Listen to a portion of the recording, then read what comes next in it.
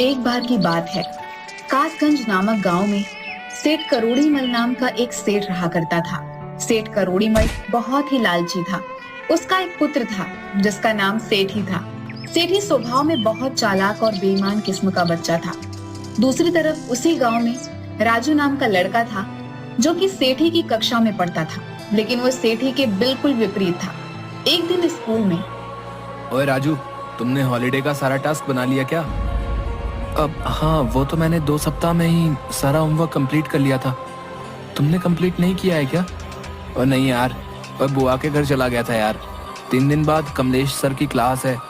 अगर homework complete नहीं रहा तो सर मुझे पनिशमेंट देंगे। मुझे बचा लो प्लीज।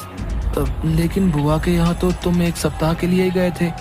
बाकी के 1 महीना तुम्हारे पास टाइम था, उसमें क्यों नहीं होमवर्क किया? अरे छोड़ना यार, तू अपनी नोटबुक दे दे, कॉपी करके तीसरे दिन तुम्हें लौटा दूंगा। दोस्त के लिए तू इतना भी नहीं कर सकता क्या? ठीक है दोस्त, लेकिन तू मेरी नोटबुक टाइम पर लौटा देना प्लीज। ये भी कोई कहने की बात है भाई। तीसरे दिन कमलेश सर का क्लास रहता है। क्लास में सेठी हाथ की उंगली में पट्टी बांधकर आता है। हाँ तो बच्चों, काफी लंबी छुट्टी के बाद हम लोग मिले हैं। आप सभी ने होमवर्क कंप्लीट कर ही लिया होगा।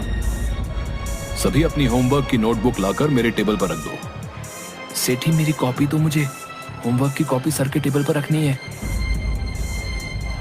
मैंने तो तुम्हारी कॉपी सर के टेबल पर रख दी है। अब भाई का इतना भी काम नहीं कर सकता क्या? अरे राजू, तुमने होमवर्क की कॉपी नहीं जमा की? सर टेबल पर ही रखी हुई है। यहाँ पर तो नहीं है। आज तो सेठी की भी कॉपी मेरे पास है। लेकिन वो तो मेरी कॉपी है। क्यों सेठी? अब मैं क्या ही कह सकता हूँ तुम्हारी कॉपी के बारे में।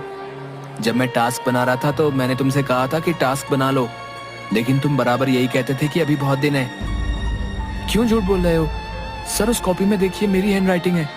राजू सही कह रहा है सर, मेरी कॉपी में राजू की ही हैंडराइटिंग है। मेरी तो उंगली कट गई थी, तो राजू से रिक्वेस्ट की थी कि मैं बता रहा हूँ, तू बस लिख दे। कमलेश सर राजू को होमवर्क ना करने के बदले सारा दिन क्लास में खड़े रहने की सजा दे देते हैं। सेठी, तुमने ऐसा क्यों किया? थोड़े से झूठ से अगर तुम्हारी जान बच रही है तो झूठ बोलने में कोई हर्ज नहीं है। सेठी लोगों को परेशान करता रहता था।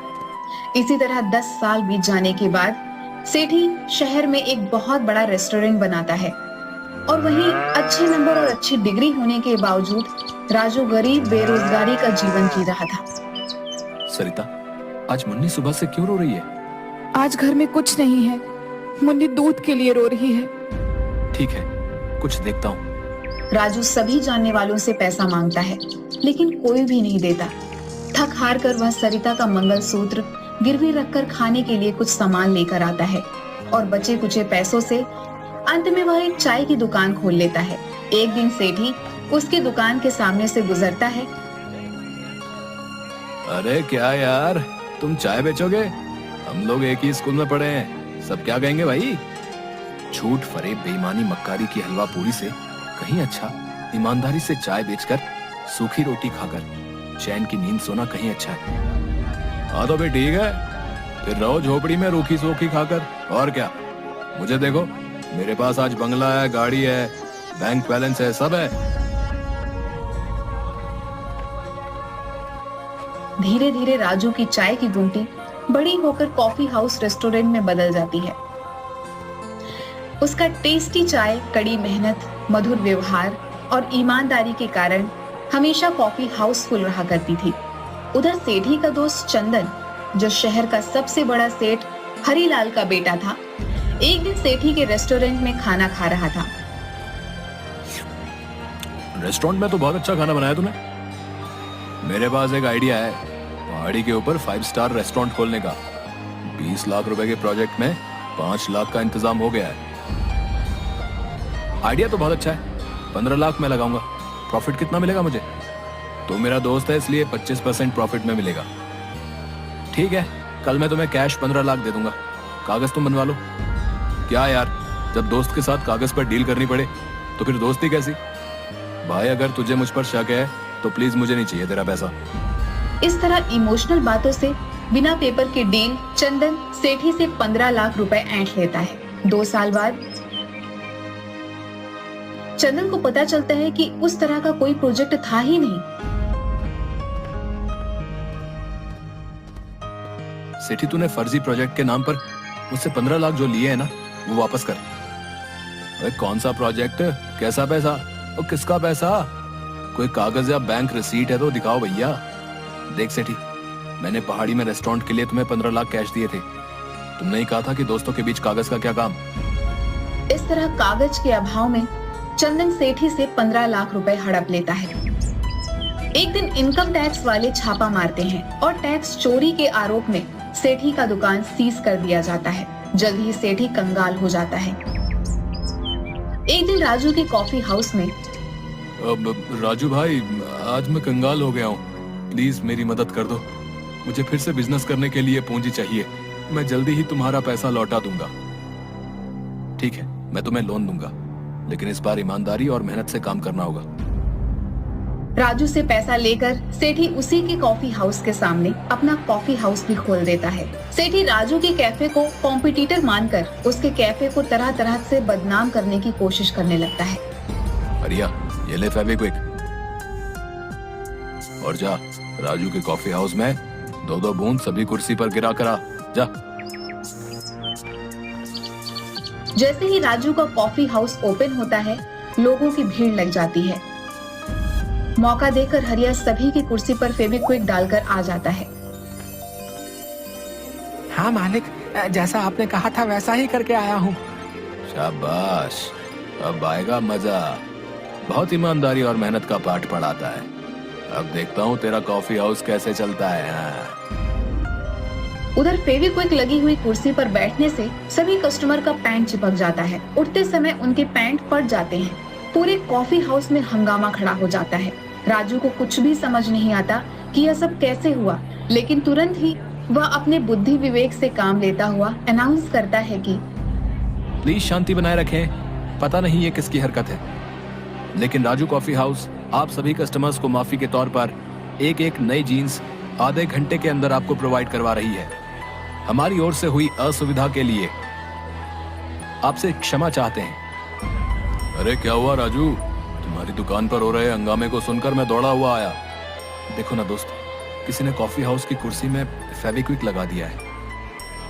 भाई, तुम्हारे कस्टमर तो बहुत सीधे हैं जो एक जीन्स पर मान गए। मैं होता तो तुम पर कंज्यूमर कोर्ट में केस कर देता। डियर कस्टमर, आपकी जीन्स आ गई है। आप लोग अपने अपने साइज के अनुसार जीन्स लेकर पहन लें। एक बार फिर सेठी की चाल फेल हो जाती है, लेकिन सेठी अपनी हरकतों से बाज नहीं आता। एक दिन सेठी अपने दोस्त जीवा की मदद से एक प्लान बनाता है। भाई जीवा, मैं चाहता हूँ कि मेरे सामने वाला कॉफी हाउस किसी तरह मेरा हो जाए, लेकिन हर बार मेरी तरकीब राजू फेल कर देता है। कोई बात नहीं गुरु, इस बार जीवा का प्लान है जो कभी फेल नहीं हो सकता। ऐसा क्या सोचा है तुमने कि वो प्लान फेल नहीं हो सकता? प्लान ऐसा है कि हम लोग किसी तरह उसके चाय के दूध में चूहे मारने की दवा मिला देंगे। फिर एक बार अगर कॉफी हाउस बदनाम हो गया तो फिर हमारी दुकान चल पड़ेगी। देख भाई, ये काम हरिया ही कर सकता है। पिछली बार इसी ने फेविक्विक चिपकाई थी। ना मालिक, ये काम हमसे नहीं होगा। चूहे मारने वाला जहर से अगर आदमी को कुछ हो गया तो पाप मेरे ऊपर ही आएगा। अरे हरिया, इसी इमोशन के कारण तुम लोग गरीब के गरीब ही रह जाते हो। कोई बात नहीं, ये काम हम दोनों करेंगे, वो भी आज ही रात। दोनों रात 12 बजे के अंधेरे में चूहे मारने की दवा को लेकर कॉफी हाउस में पीछे वाले रास्ते से घुसते हैं। अबे जीवा, ठीक से चल, मुझसे बार बार क्यों टकरा रहा है? ऐसी अंधेरे में कुछ दिखाई नहीं दे रहा। मैं तो ठीक से ही चल लिया हूँ, लेकिन ससुर ये जमीन ही ऊपर नीचे, अंधेरे में पता ही नहीं चल लिया है। तभी जीवा के पैर के नीचे एक छुछुंदर आ जाता है और अनबैलेंस होकर सेठी के ऊपर गिर जाता है। सारे चूहे मारने वाली दवा सेठी और जीवा के चेहरे पर गिर जाती है।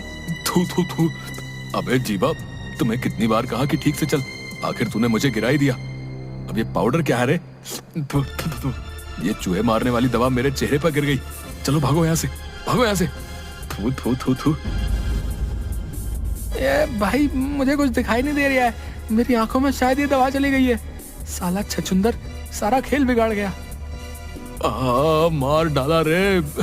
अब मेरे हाथों पर क्यों चढ़ा है तू? ये मेरा हाथ है, छछुंदर नहीं, जो बार बार लातों से मारे जा रहा है। मुझे क्या पता यार, मुझे तो कुछ दिखाई नहीं दे रहा है कि ससुरा छछुंदर कहाँ है और तेरा हाथ कहाँ है। दोनों किसी तरह गिरते पड़ते वापस दुकान में आ जाते हैं, जहाँ पर आते ही सेठी उल्टी करने लगता है। इधर जीवा की आंख लाल हो जाती है। 2-3 दिन के बाद जीवा, आज हमें सावधानी पूर्वक रात में काम करना होगा। हाँ यार दोस्त, आज रात ही हम दोनों सारा काम कर लेंगे। कल के बाद अपना काम खत्म, फिर हमारी चाय की दुकान ही इस एरिया में चलेगी। हाँ, हम दुगनी कीमत पर चाय बेचेंगे। राजू के सारे कस्टमर हमारे होंगे।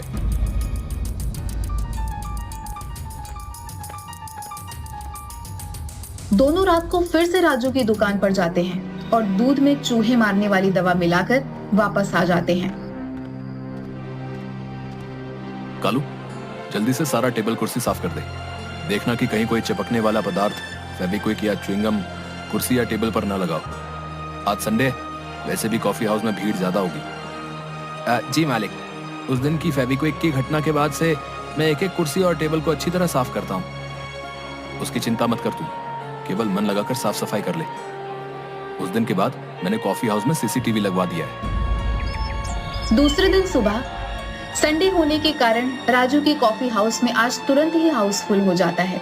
सभी को कॉफी चाय दी जाती है, लेकिन कुछ ही देर में कस्टमर उल्टी करने लग जाते हैं। पूरे कॉफी हाउस में हाहाकार मच जाता है। मालिक, सभी कस्टमर उल्टी कर रहे हैं। कुछ तो गड़बड़ है चाय में, सीसीटीवी फुटेज देखनी होगी। इसी बीच सेठी पुलिस को फोन कर देता है। राजू को पकड़कर पुलिस ले जाने लगती है। 1 मिनट इंस्पेक्टर, जरा सीसीटीवी में देख लो कि किसने ये काम किया है। तब इस सीसीटीवी फुटेज से पता चलता है कि सेठी और जीवा दोनों ने रात में आकर यहाँ पर कुछ मिलाया था। पुलिस जब उन दोनों को पकड़कर डंडे से मारती है, जीवा पुलिस को सारी बात बता देता है कि उसने सेठी के कहने पर दूध में चूहे मारने वाली दवा मिलाई थी। दोनों को पुलिस हिरासत में लेकर चली जाती है।